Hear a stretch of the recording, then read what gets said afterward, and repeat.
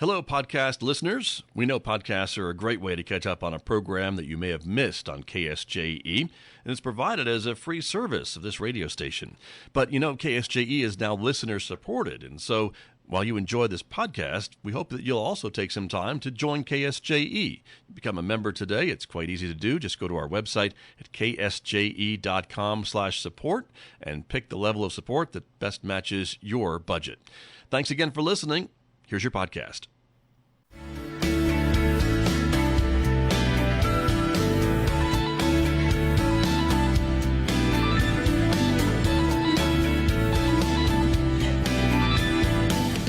Ten minutes past 8 o'clock. It is Tuesday morning, the 19th day of August, 2025.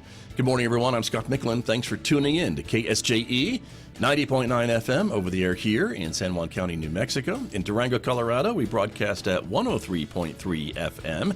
And if you're listening to my voice anywhere else on the planet, you've gone to our website to tune in. That's ksje.com, or maybe you're listening through the new KSJE app. Whatever it may be, we're glad that you are with us this morning. Welcome also to our viewers who are joining us. The video of this program is streaming out live to the KSJE Facebook page and also to our YouTube channel. So welcome aboard, everybody. Coming up this morning, our guest today from the Aztec School District. We're getting an update on all things back to school and how the school year is shaping up for our friends in Aztec. So stay tuned for that conversation. It begins in the next few moments right here on KSJE.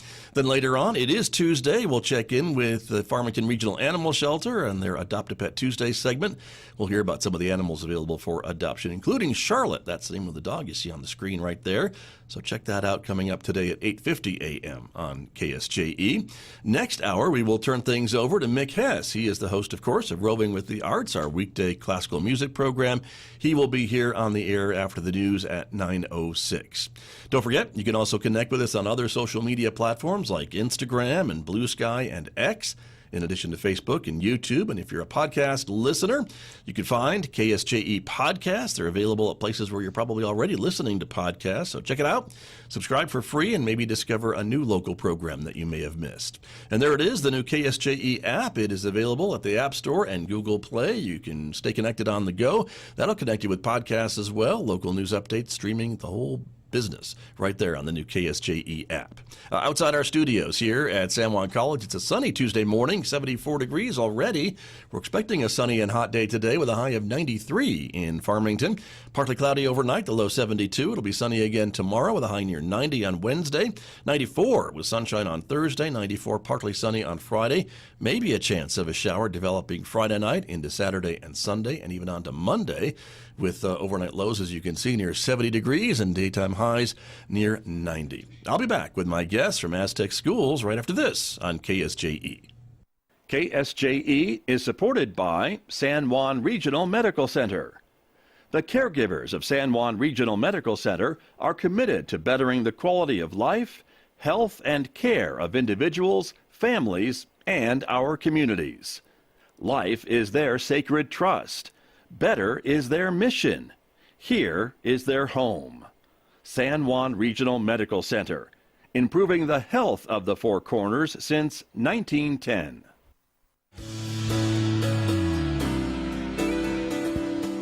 Now back to Studio A and the award-winning Scott Michlin Morning Program on KSJE.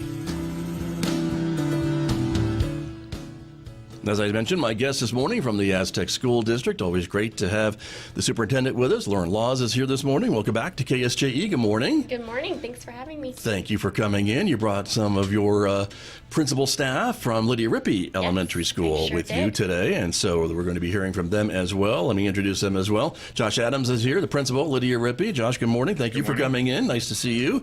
And also the assistant principal at Lydia Rippey Elementary School. That's Raechante Sandoval. Good morning to you. Good morning. Thank you all for coming in this morning. And here we are. Gosh, it's August and back to school. School's already been in session in Aztec for what, a week or so, or 10 days? Yes. More or less? Days. Yeah. 10 or 12 days? Yes. Okay. Right at that mark. So, yeah, we're off to a great start.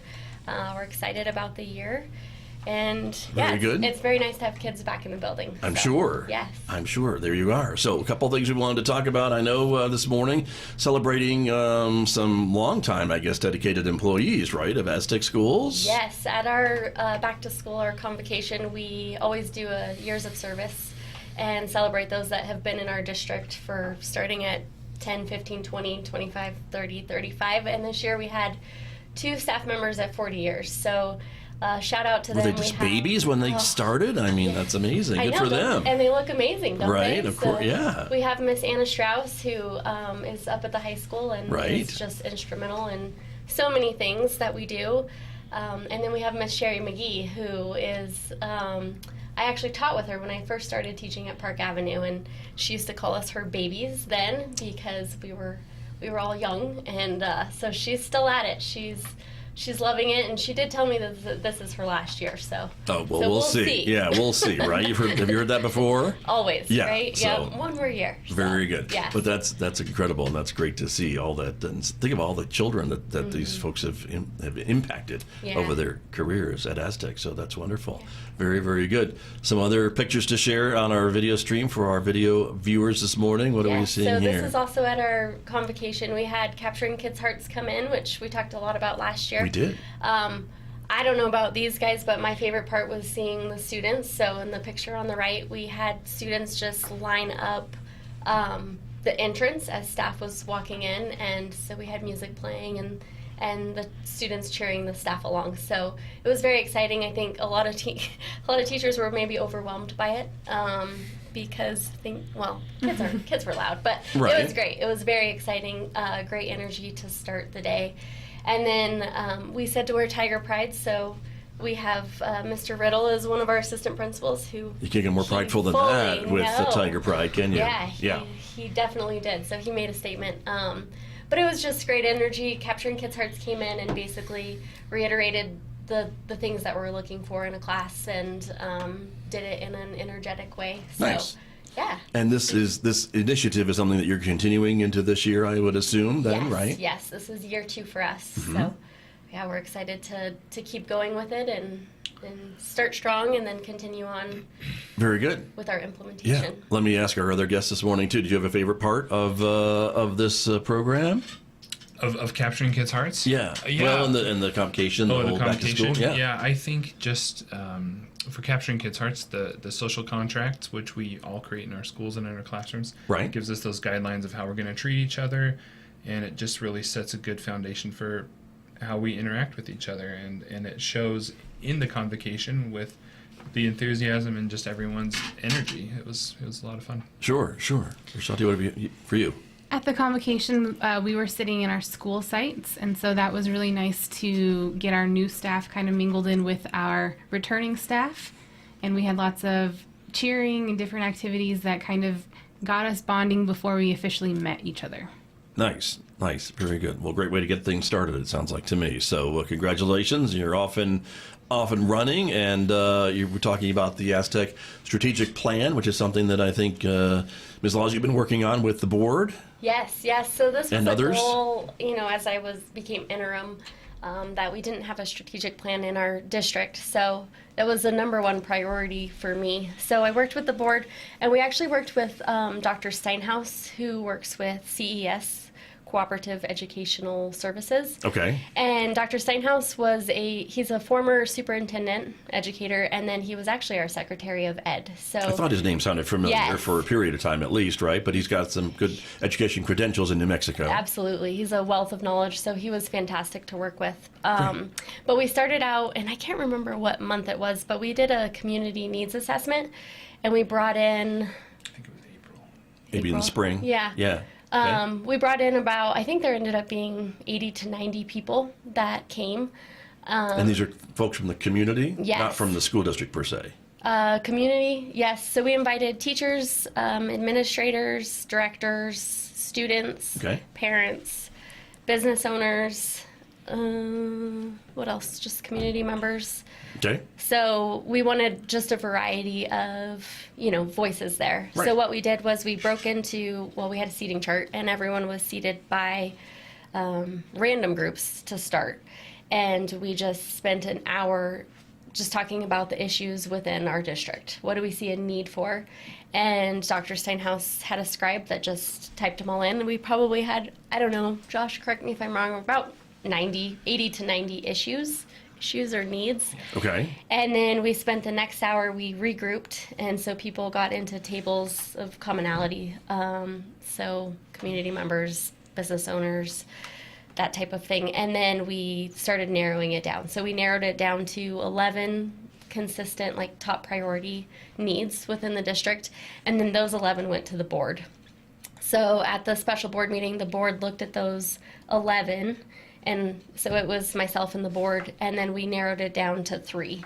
So 3 priorities that they felt were, critical to focus on for the next 3 to 5 years. Gotcha. So that's kind of how it came about. And then after we had our 3 to 5 goals, we met as a cabinet, and we focused on starting to break it down and really break down our strategic plan and what does it look like to pace over 3 to 5 years, because it's overwhelming when you look at it. And tried to start breaking it down. And then we, pushed it out to our administrators in July.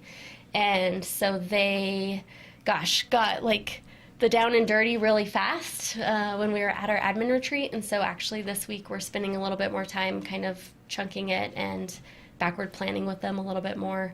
So just to keep diving deeper into it. I see. And then now all staff will be hearing about it soon? So I briefly talked about it at convocation, went over the goals quickly, and then I'm really relying on principals to help roll it out to their staff as they see fit. And Very good. Yeah. Principal Adams, how about for you then to roll this out to your staff? Are you letting them? we had a big back to school staff meeting, and we had a bunch of slides with just beginning of the year things, but our strategic plan for the district was in there, and we went over that and touched on how our school is planning to help meet those goals. Right. Some of the goals are more, I would say, district level rather than school level, but the academic ones definitely are school level, and so we talked about how we at Lydia Rippey are going to work toward meeting those goals. Sure. And it aligns pretty well with what we're planning. Right. So, That's always good. And the feedback from your staff, I mean, did they seem pretty excited about these goals or so. Working towards these goals? Yeah, I think so. And I think everyone was on board with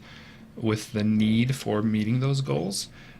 We do a lot of surveys with our staff just to get the temperature for what the needs are in the building. And so what we're doing this year is based off of these goals, but also just off of that survey feedback and what we know that staff, we feel like we're all on the same page. Right. So, yeah. Right. Very good. Well, good luck and congratulations as those get rolled out, and more of the team will be learning about them, I think, in more specifics and how to meet those. So that's always good. Then moving on to the vision statement and mission statement. This comes from the board, the school board, right? Yes. So that special board meeting, the beginning focus was looking at our current what was our vision and mission statement, and really looking at whether or not we needed to redefine it.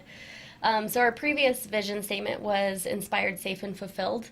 And the board felt as though there wasn't quite enough meat to it, right? So what does that even mean? So we tried to just add a bit more. So inspired by purpose, safe in community, and fulfilled through learning is our vision.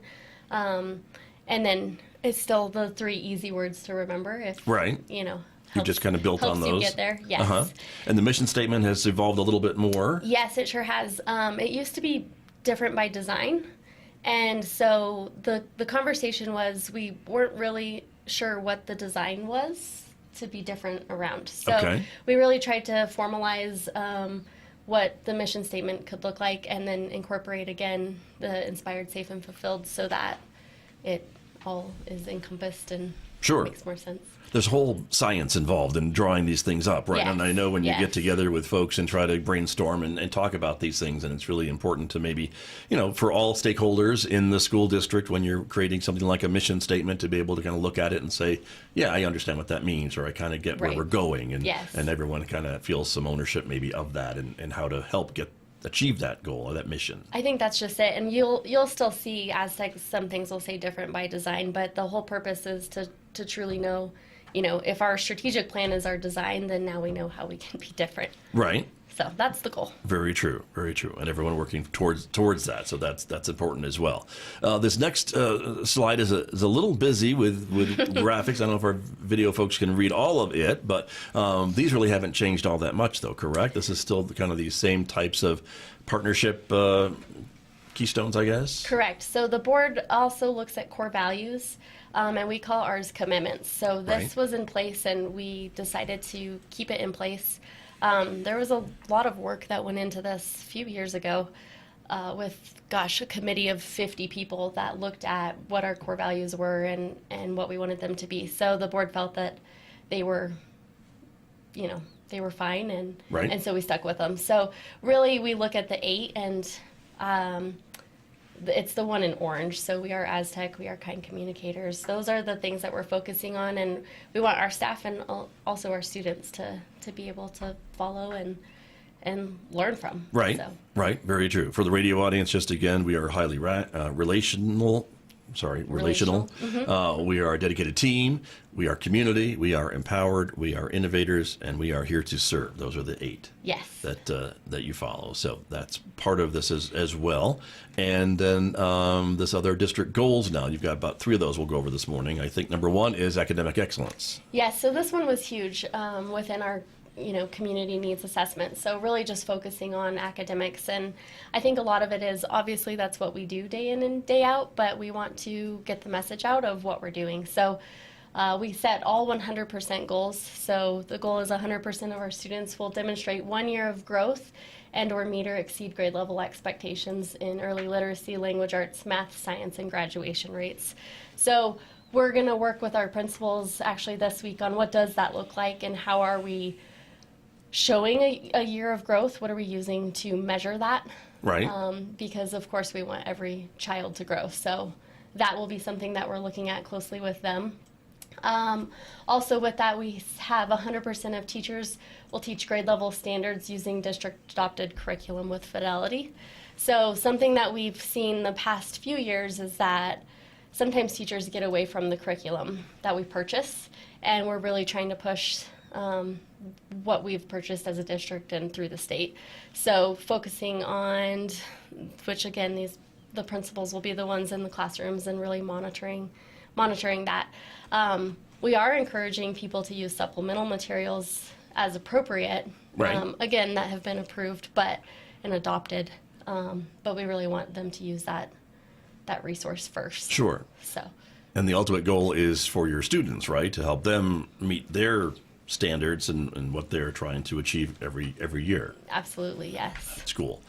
Number 2 is your workforce, the folks that you have hired. Yes. So we want to start doing a better job of actually monitoring our retention with teachers and employees within the district. So, and then doing whatever we can to support our staff members, right, in developing and growing as they wish. So, we're going to start really monitoring those numbers more. And then I'm trying to think, we're going to try and be more strategic with our professional development. So, we have more PD days this year. I can't, 4, 5, 6? It's growing as we talk. Yes. Okay.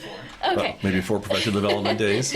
Yeah. Gotcha. So we didn't have any other than the one in January last year, and then of course the beginning of the year days, which are hard because they're packed full. Sure. So we actually have some PD days where we can be really strategic about the professional development we're offering to our staff, and so that's the goal this year, is to be very mindful of what teachers need, like Mr. Adams said, and kind of fill out what they need support around, and then truly try and offer that. Sure. Very good. And Principal Adams, I guess that's one of those things. It's kind of a juggling act. You don't want to take away too much from instruction time for your students, but also you want to support your staff and the work that they're doing in the classroom, right? Yeah. We view, everything in a school district exists to support the teachers and the students in the classroom, right? Right. PD days, everything, every job at central office, we all exist to make that work better, to help kids close their achievement gaps. So yeah, absolutely. Right. And having these kind of sprinkled throughout the year, is that helpful, you think, then, for your teachers, instead of just bunching them all up at the beginning of the year, perhaps? Yes, and the district was nice enough last year to send out a survey for us to vote on when we had those days. So when, the majority wins, and so we're as a district, we're able to vote on when those days were. So that was nice. Nice. Yeah, very good. And district goal number 3 is safety, health, and wellness. Yes, so this is always a focus, right? We want to make sure not only safety in regards to physical safety, but the wellness of our staff and our students is a focus. So we are looking at our safety requirements, of course, having 100% compliance surrounding our drills and those types of things that are state required. Mm-hmm. And then taking it a step further, we do have a wellness policy in our district, but we need to kind of dust it off and relook at it and pull together a wellness committee that will revisit this and make sure that we have things in place to support those that need it. And all anyways. So it kind of student-wise focuses on food requirements and those types of things, but we want to look at trying to take it at another level and make sure we're supporting the whole child. Right, as you say, many more definitions of safety and wellness, I guess, Yes. and health, right, is what you're Yes. talking about, it seems to me. So that's important, too. Very, very good. And now we'll turn the spotlight to Lydia Rippey, because we have 2 of the administrators who are here to talk about the school. Principal Adams, you've been talking a little bit about it, and Assistant Principal Raechante Sandoval. So talk to me about Lydia Rippey. Great school, great students, great staff. Talk to me about them. Yeah, so last year we came in both new to the school, and actually there wasn't an assistant principal position before for a few years, and so I'm a new position returning to the school. One of the big initiatives that we felt needed our attention right away was building our staff up and making us a team, and I think we did a really good job of doing that. We've got a really great group of teachers. They are pretty well knit together. They have each other's backs. When there are some tough issues, they do a really good job of trying to figure those out themselves. And it's been a really positive school. And I think we're carrying that on into this next year. And so now we're kind of shifting our focus on looking at how we now improve our students now that we've got our staff kind of on the same page. Right. Right. And that's an important thing, as you were talking about, right? To have that kind of school spirit, that staff kind of looking out for each other and being able to maybe help each other if a teacher has an issue or maybe a question about something, to be able to find the answer maybe right there within the school itself. Is that kind of what you're talking about too? Yeah. And you can see how our student achievement kind of relates to that. We've got some great things that have happened in our school in past years. Right now, one of our goals is to work to maintain some of those and use our students and grow them, because we've done a really good job of growing our staff. So that kind of leads into our initiative and our goals for this year. Right. Talk to me about those. So one of our Aztec 8 is We Are Empowered, and so we kind of took that and used it for our theme for the year, Lydia Rippey Empowered. And kind of a superhero theme. We want to empower our students and talk about what their powers are and how they really have control over them, over their own lives and their own decisions.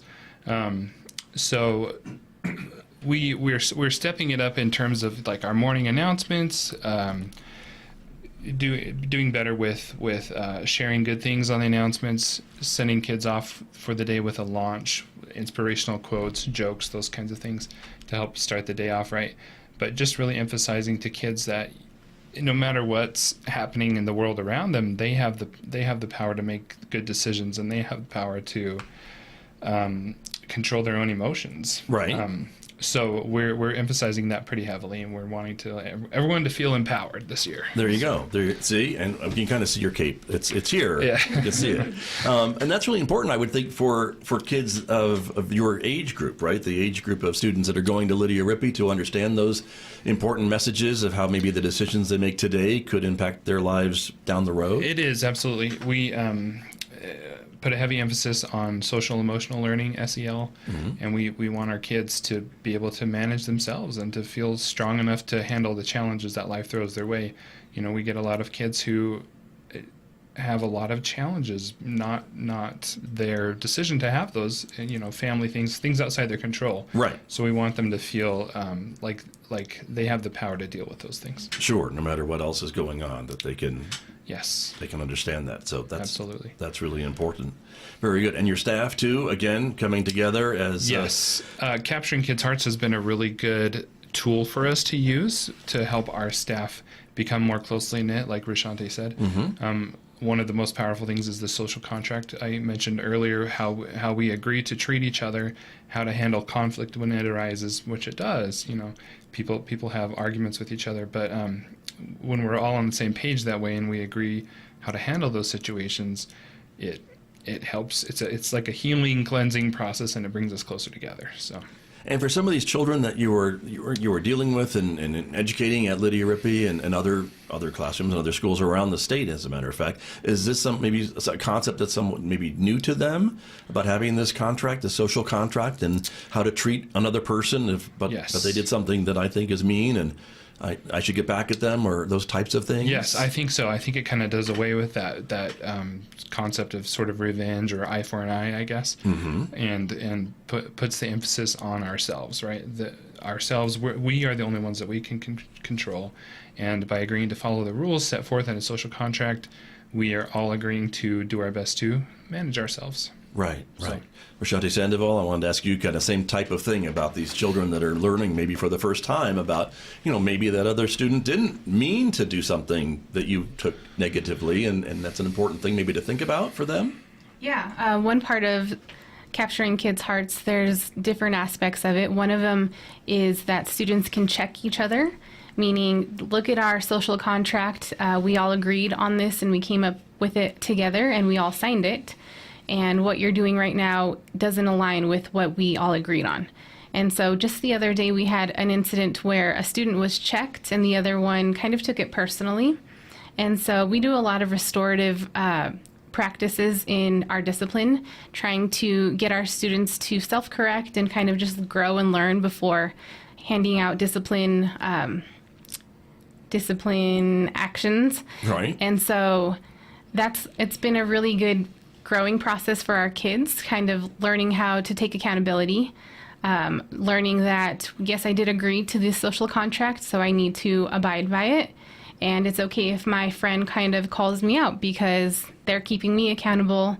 And yes, I did agree, and we're going to be in this class together all year, so let's be a family while we're in here. Nice. Very good. And do you think some of this kind of goes beyond the school grounds, and that maybe the kids are using this also maybe at home with siblings or on the playground with friends or what have you? Is that your hope at least? Absolutely. Last year we did see some of this translate in the playground. And so it's really cool to have this culture kind of built in. And academics are really great. Getting our kids to grow academically is nice, but just growing these good human beings is always the end goal. Sure. Well, and again, schools are so great about doing both of those things, right? Teaching academics, but also social interactions and things along that line. So it's all part of the whole school experience, I would think. And so that's really great. And Superintendent Laws, I mean, that's got to be a great thing for you to hear, too, about how these things are working on the ground where you hope that it's making an impact for your students. Very much so. I think Lydia Rippey does a great job, and we saw it last year. Like they said, with their staff and the social contract, sometimes it's hard for adults, right, to to grasp it. So they really embraced it, and Josh and Raechante, led the charge on that. So kudos to them. And then it's wonderful to see kids kind of take ownership of their own selves, which is sometimes a hard skill to learn. So starting them at a young age is fantastic. Yeah, very much so. Very true. Well, I really appreciate all of you coming in during a busy time to getting back into the swing of things for the start of the school year to kind of visit with me and talk about all the great things going on at the district and also at Lydia Rippey Elementary. Thank you all very, very much for coming in. I really appreciate it. Thank you for having us. Thanks. You're very welcome. Have a great year, all of you. Thank you. My guest this morning from the Aztec School District with me here on KSJE. Did you enjoy that podcast? We hope that you did. And if you did, share it with your friends. And if you really want to keep podcasts like this coming, please support KSJE. You can do it easily online at ksje.com.